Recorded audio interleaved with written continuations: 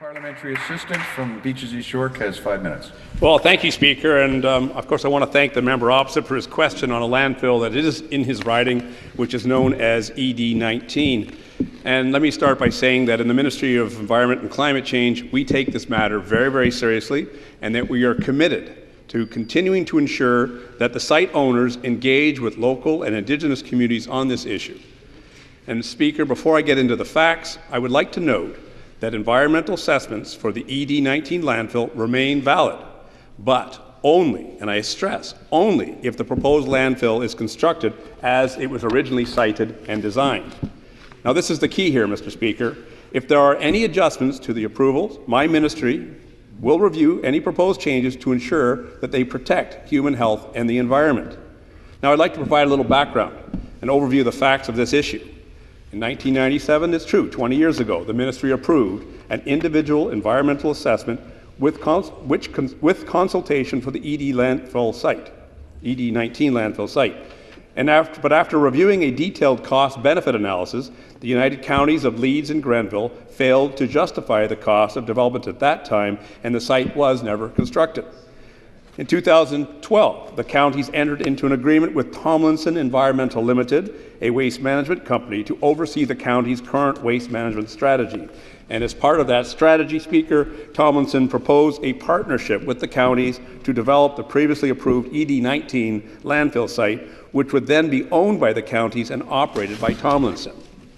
Then on May 12, 2016, representatives from Tomlinson and the counties met with ministry staff to discuss the validity of the existing EA and ECA and proposed amendments which may, if an application came forward, would include an expanded service area, design and installation of landfill gas collection system, design and installation of a leachate collection system, and updating the environmental monitoring plan.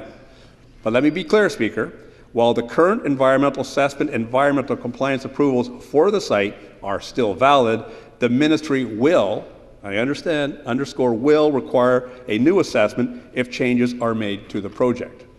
Under the Environmental Assessment Act, the minister would require a new assessment if the counties or a new project owner were to propose an expansion of the service area of the project. And additionally, the ministry will require amendments to the environmental compliance approval process if there are any proposed changes to the monitoring program and the leachate collection system that was under which it was initially approved.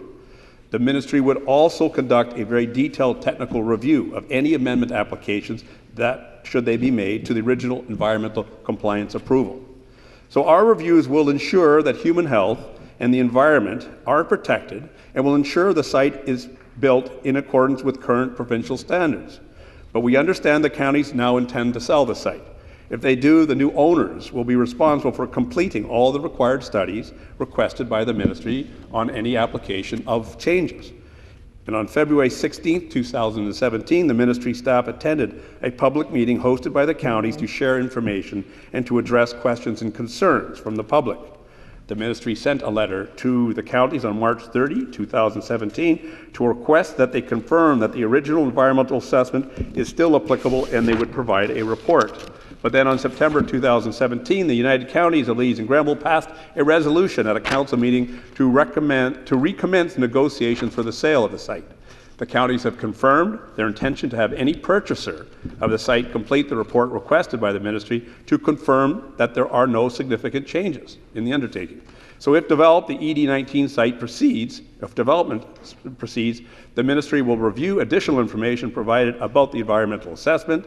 So again, Speaker, the original environmental assessment remains valid, but only as long as the proposed landfill is constructed as originally cited and designed. And a sale of the site is a decision that is solely up to the discretion of the counties and not the ministry. It is the ministry's expectation that the counties or any future proponent consult thoroughly with the public, the agencies in the area, and Indigenous communities prior to any implementation. So, Speaker, I want to assure, once again, that the environmental assessment is valid only if there are no proposed significant changes to the original plan, and if changes are proposed, our reviews will ensure we protect human health, the environment, and ensure the site is operated in accordance with current provincial standards, and all parties are duly consulted in the process. So thank you very much.